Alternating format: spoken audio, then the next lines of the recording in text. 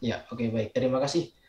Sebelumnya saya ucapkan terima kasih kembali kepada Pak Ono Purbo dan juga Mas Obi yang telah memaparkan materinya pada pagi hari ini, antara lain yaitu cyber security dan juga Internet of Things yang sudah kita dengarkan bersama-sama pemaparan materi dari kedua pemateri kita pada pagi hari ini. Sebelum saya membuka sesi pertanyaan atau sharing session, di sini ada beberapa rule yang perlu diikuti oleh teman-teman bagi yang ingin bertanya. Silakan bagi yang ingin bertanya, pertama raise hand dulu agar bisa kita ketahui siapa yang ingin bertanya. Jika sudah ditunjuk bisa diizinkan untuk bertanya, silakan di on kamera dan on mic, kemudian bisa langsung memaparkan pertanyaannya. Jangan lupa di sini identitas diri, nama dan juga asal dari universitas mana untuk disebutkan terlebih dahulu juga. Dan pertanyaan itu diarahkan ke pemateri siapa, apakah ke Pak Ono atau ke Mas Obi. Silakan kepada teman-teman bagi yang ingin melakukan pertanyaan, memaparkan pertanyaannya.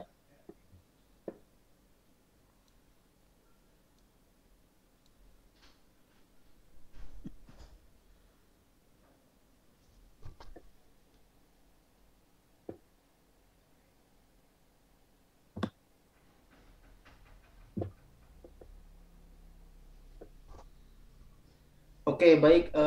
Pertanyaan pertama saya langsung aja dari M. Royani, Sophia Alasan dari UTY. Pertanyaannya ditujukan kepada Mas Obi.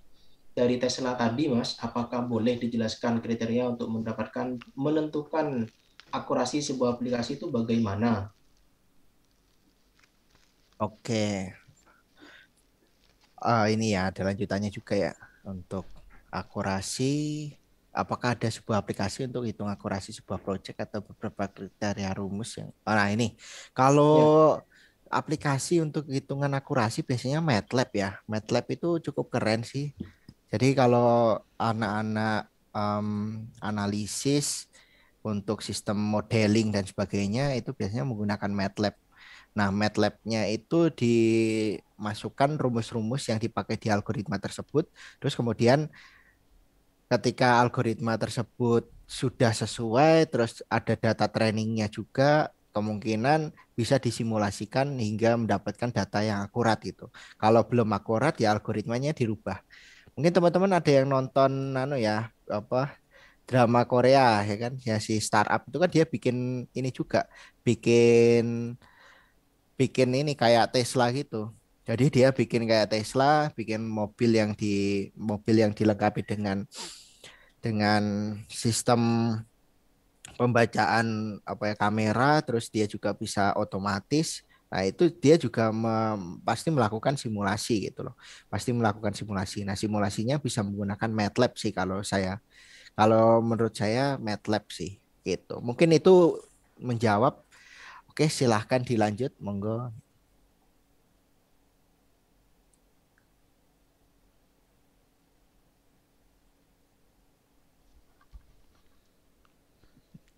Mas Ahmad bingung deh. oke. Jadi untuk menentukan nilai akurasi dari dan nilai akurasi dari pembacaan sensor dari satu proyek itu bisa menggunakan salah satu software seperti MATLAB yang disampaikan oleh Mas Obi. Jadi nanti untuk pendalamannya akan lebih lebih dalam lagi jika pembahasan tentang MATLAB. Selanjutnya ada pertanyaan kedua yang disampaikan yang ditujukan kepada Pak Ono Purbo dari Rizal Permana dari IWK. Nah, di sini pertanyaan pertama, Pak, support aturan main dari pemerintah mengenai cyber security bagaimana? Dan pertanyaan yang kedua, saran untuk meningkatkan skill cyber security yang terarah untuk rakyat dong, Pak. Terutama yang bukan usia Greenfield. Nah, silakan kepada Pak Ono Wibowo untuk memaparkannya. Nah, untuk Mas Obi ada juga ini, wah ternyata banyak juga. Untuk Mas Obi, Banyak Mas Obi. cost versus urgensi kebutuhan pengaplikasian industri 4.0 pada kultur perusahaan di Indonesia bagaimana? Mungkin bisa dimulai dari Pak Ono terlebih dahulu. Oke, untuk aturan mainnya sederhana. Aduh, ke ini ke loncat sama saya. Untuk aturan mainnya sederhana aja. Jadi yang ngatur semuanya itu sekarang dikoordinasikan sama teman-teman di BSSN ya, Badan Siber sama Sandi Negara. Tapi mereka aturannya sederhana aja. Kalau Anda ngaco masuk penjara gitu aja. Parah banget. Jadi jangan jangan main-main sih sebenarnya karena mereka nggak ada aturan buat kami masih belajar loh. Boleh nggak saya ngehack situsnya presidenri.go.id? Masuk penjara tuh urusannya. Jadi kalau pengen belajar, bikin situs buat belajar aja sendiri, nyerang situs sendiri. Kayak tadi kan saya bikin ada server lokal sendiri yang memang buat belajar. Jadi kalau kita main-main sama mereka emang ditangkap. Ini ditangkap beneran loh, hati-hati, beneran. Dan itu teman-teman intelijen ya yang training saya juga sih. Brengsek. Oh, Ono juga yang ngasih training kan kacau juga ya. Jadi mereka kan nangkap beneran. Nah, sekarang bagaimana dengan kita yang pengen belajar? Ada beberapa sih, ada banyak juga komunitas-komunitas underground yang buat belajar itu. Sayangnya memang belum terlalu didukung pemerintah buat belajar ya. Ada Indonesia Cyber Army, ada macam-macam lah komunitas underground banyak. Saran saya sih ikutan komunitas-komunitas seperti itu. Tapi kalau belum dapat juga bisa belajar di websitenya saya tadi yang open course tadi juga silakan sih bisa dapat sertifikat. Kalau mereka rata-rata belajarnya lebih ke arah bug hunter ya, lebih ke arah bug hunter karena ada duitnya. Jadi beberapa perusahaan yang dikasih laporan, Anda punya bug kayak gini-gini ngasih duit. Tapi ada perusahaan yang nggak ngasih duit juga sih. Mudah-mudahan ikhlas gitu. Andanya yang ikhlas gitu. Soalnya kadang-kadang kalau nggak dikasih duit diserang itu perusahaannya kan kacau juga. Jangan kerjain itu, jangan. Gitu. Kira-kira itu sih kondisinya kalau sampai kita dikasih ini belum dikasih dukungan. Tapi kalau di kampus kami itu kebetulan kita ada sekitar 500 beasiswa. Jadi kalau Anda daftar dan belajar itu ya dapat beasiswa, nggak usah bayar sih, kebetulan gratis gitu. Sementara itu dulu barangkali ya. Ini Mas Obi banyak banget pertanyaannya, keren-keren tuh. Oke, untuk yang ini Pak, Apa tuh?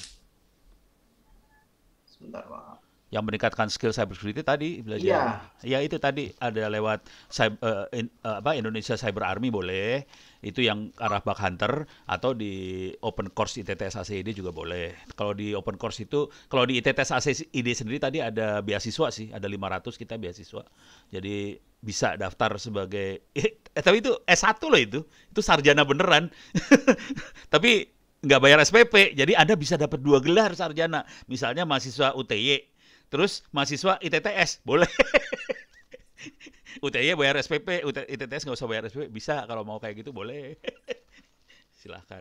Gitu ya, aja sih. siap seperti itu yang disampaikan oleh Pak Ono. Dua pertanyaan dari Mas Rizal. Selanjutnya dari Mas Obi mungkin bisa dijabarkan jawabannya. Ya, tadi kalau Cyber Army itu saya punya kenalan juga ini cyberarmy.id itu dulu satu inkubasi sama saya di Telkom. Jadi ya bikin apa namanya itu Pak, bikin pasukan army untuk Iya mencari itu bug keren tuh, ya. anak-anak itu keren banget. Jadi bug hunter dia emang.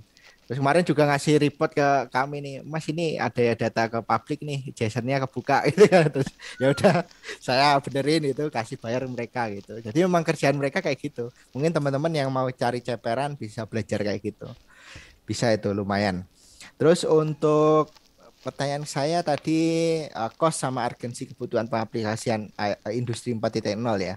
Kalau untuk cost dan paling urgent di Indonesia aslinya belum urgent banget karena kita kebanyakan tenaga kerja aslinya bahkan sampai pengangguran banyak banget. Jadi untuk pengaplikasian ya mungkin ya hal-hal yang untuk meningkatkan akurasi. Jadi tidak mereplace pekerja di Indonesia 100% itu istilahnya. Jadi mereplace akurasi-akurasi kayak misalkan motong-motong apa bahan gitu kan. Kalau misalkan kita kan motong-motong bahan itu kan ada yang ngantuk terus apa atau ngitung-ngitung apa. Nah, itu dulu. Jadi kalau misalkan langsung nge-replace seluruh sistem, nah itu isinya demo semua, kasihan nanti. Kepala orang Indonesia demo gitu. Untuk masalah cost juga akan lebih murah kalau kita misalkan kita mulai dari yang kecil-kecil kayak menghitung, memotong dan sebagainya gitu. Mungkin itu sih kalau jawaban dari saya. Monggo Mas dilanjut. Banyak banget Oke, ini. baik. Itu dari pertanyaan dari Mas Rizal Wardana dari IWK sudah disampaikan oleh Pak Ono dan Mas Obi.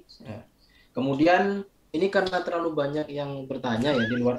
Jadi saya random saja pilihnya teman-teman. Sebenarnya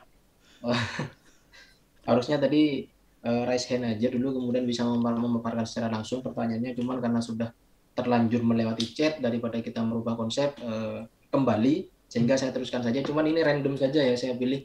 Oke, selanjutnya biar nggak terlalu lama lagi, ini saya pilih pertanyaan dari Rivaldo dari Teliu untuk Pak Ono Purbo, Wah, berat itu. tentang tentang NFT, Pak, di mana identitas atau kepemilikan suatu. Oh ya, putus.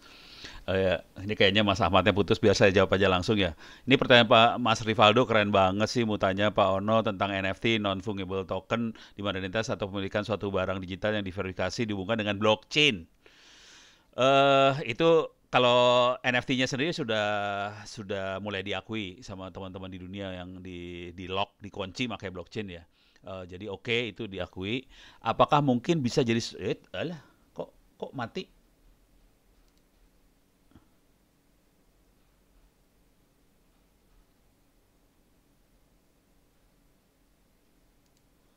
Iya.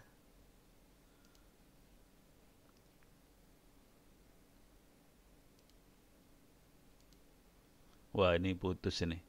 Ini saya pause dulu bentar.